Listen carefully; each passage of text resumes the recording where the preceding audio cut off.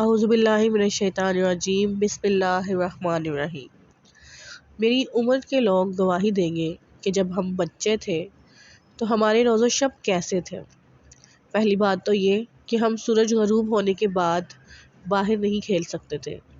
مغرب کے وقت ہر حال میں گھر کی چار دیواری میں موجودگی لازمی تھی۔ اس بارے میں کوئی بہانہ یا سفارش باپ کے ڈنڈے یا ماں کی چپل کے سامنے کارگر نہیں تھی۔ یہ بھی ممکن نہیں تھا کہ کوئی بچہ رات 10 بجے کے بعد بستر سے باہر ہو، بھلے نیند آئے نہ آئے۔ اسکول ہوم ورک بھی رات کے کھانے کے بعد سونے سے پہلے مکمل کرنا ہوتا تھا۔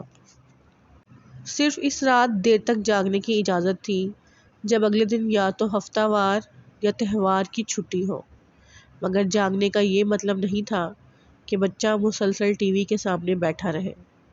ہمیں صرف بچوں کے ٹی وی پروگرام دیکھنے کی اجازت تھی، اور یہ پروگرام رات 8 بجے سے پہلے ٹیلی کاسٹ ہو جایا کرتے تھے۔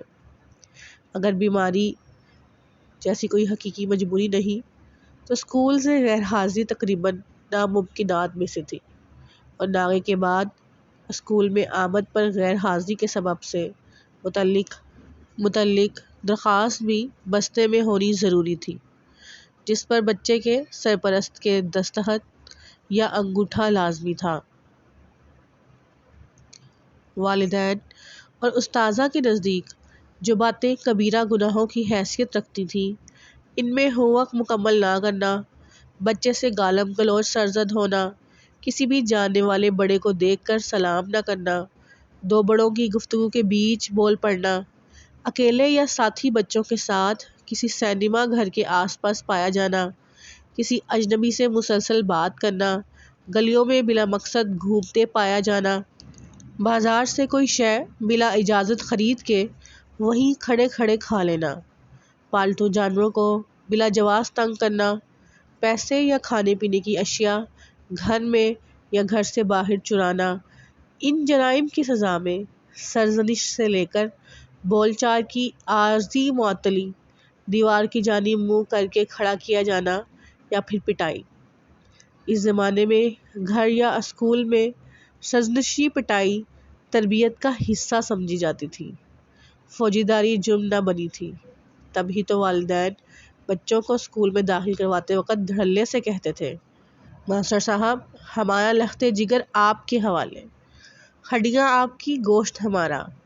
بچے کو اس وقت اپنا باپ کسائی محسوس ہوتا تھا، لیکن آج لگتا ہے کہ اس کسابی کے پیچھے کیسی محبت چھپی ہوئی تھی۔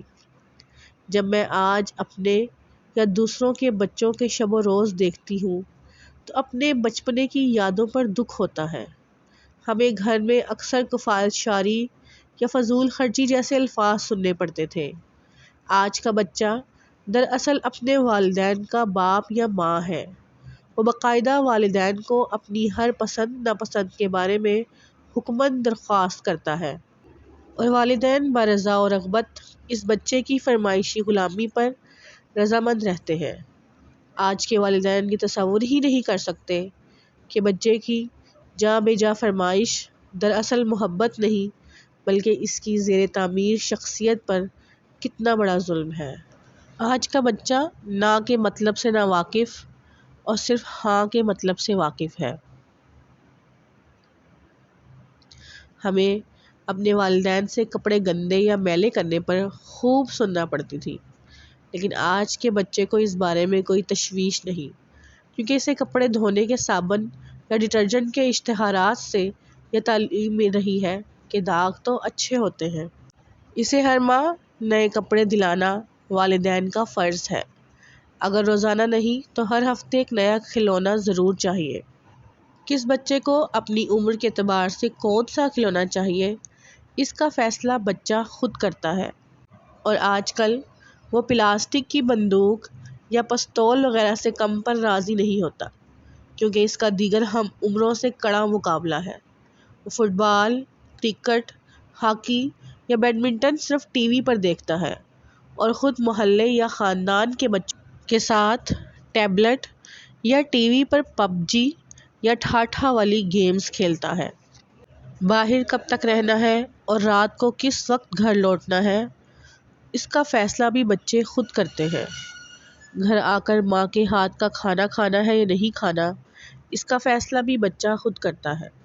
رات کو وہ اپنے والدین کو سلا کر کمپیوٹر گیمز آف کر کے سوتا ہے، اور صبح جب اسکول کے لیے روانہ ہوتا ہے تو آدھا سوتا جاگتا کلاس روم تک پہنچتا ہے۔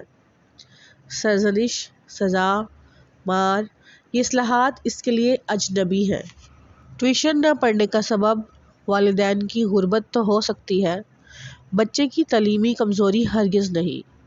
اسکول میں اگر گریڈ کم آ رہا ہے تو یہ بچے کا نہیں، ٹیچر یا اسکول کا قصور ہے۔ اگر محلے سے اس کی کوئی شکایت آئی ہے تو اس کا مطلب ہے کہ ہم سائے اس سے جلتے ہیں۔